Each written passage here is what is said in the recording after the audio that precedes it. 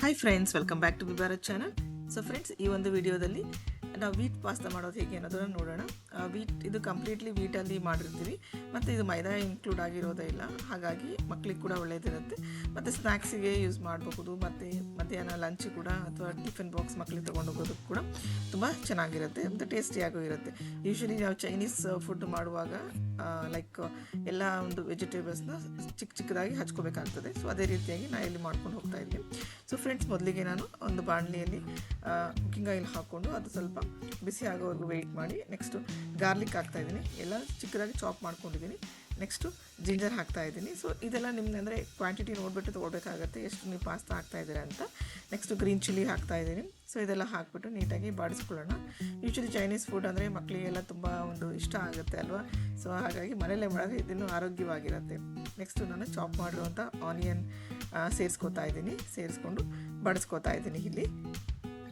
So ಹೀಗೆ ಇದು ಸ್ವಲ್ಪ ಕಂದು ಬಣ್ಣ ಬಂದಮೇಲೆ ನಾವೇನು ಮಾಡಬೇಕು, ಎಲ್ಲ ಟೊಮೊಟೊನ ಚಿಕ್ಕದಾಗಿ ಹಚ್ಕೊಂಡಿರುವಂಥದ್ದನ್ನು ಆ್ಯಡ್ ಮಾಡಿ ಮತ್ತೆ ಅದನ್ನು ಪುನಃ ಬಾಡಿಸ್ಕೊತಾ ಇದ್ದೀನಿ. ಅದರ ಜೊತೆಗೆ ನಾನು ಕ್ಯಾಪ್ಸಿಕಮ್ ಕೂಡ ಹಾಕ್ತಾಯಿದ್ದೀನಿ. ಫ್ರೆಂಡ್, ನಿಮಗೆ ಇಷ್ಟವಾಗಿರುವಂಥ ವೆಜಿಟೇಬಲ್ಸ್ನ ಕೂಡ ಖಂಡಿತ ಆ್ಯಡ್ ಮಾಡಬಹುದು. ವೆಜಿಟೇಬಲ್ಸ್ ಇದ್ದಷ್ಟು ತುಂಬ ಟೇಸ್ಟಿಯಾಗಿರುತ್ತೆ. ನೆಕ್ಸ್ಟ್ ರುಚಿಗೆ ತಕ್ಕಷ್ಟು ಉಪ್ಪು ಹಾಕ್ತಾಯಿದ್ದೀನಿ.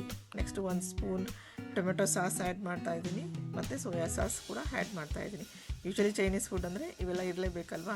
ನೆಕ್ಸ್ಟ್ ಕಾರ್ನ್ಫ್ಲೋರ್ನ ಒಂದು 2-3 ಟೇಬಲ್ ಸ್ಪೂನ್ ನೀರಲ್ಲಿ ಕಲಿಸ್ಕೊಂಡ್ಬಿಟ್ಟು ಅದನ್ನು ಕೂಡ ಆ್ಯಡ್ ಮಾಡ್ಕೋತಾ ಇದ್ದೀನಿ ಫ್ರೆಂಡ್ಸ್ ಇಲ್ಲಿ. ಓಕೆ, ಸೊ ಇಷ್ಟೆಲ್ಲ ಇಂಗ್ರೀಡಿಯೆಂಟ್ಸ್ ಹಾಕಿರೋದ್ರಿಂದ ಇದು ಒಳ್ಳೆ ಟೇಸ್ಟನ್ನು ಕೊಡುತ್ತೆ. ನೆಕ್ಸ್ಟ್ ನಾವು ವೀಟ್ ಪಾಸ್ತಾ ಏನು ಆಲ್ರೆಡಿ ಬಾಯ್ಲ್ ಮಾಡಿ ಇಟ್ಕೊಂಡಿರ್ತೀವಲ್ಲ ಅದನ್ನು ಆ್ಯಡ್ ಮಾಡಿ ನಾವು ಸ್ವಲ್ಪ ಒಂದು 5 ಮಿನಿಟ್ಸ್ ಆಗೋವಷ್ಟು ಅದನ್ನು ಕುಕ್ ಮಾಡಿದ್ರೆ ನಮ್ಮ ಪಾಸ್ತಾ ರೆಡಿ ಟು ಸರ್ವ್. ಓಕೆನಾ ಫ್ರೆಂಡ್? ಸೊ ವೀಟ್ ಪಾಸ್ತಾ ನಾವು ರೆಡಿ ಟು ಸರ್ವ್.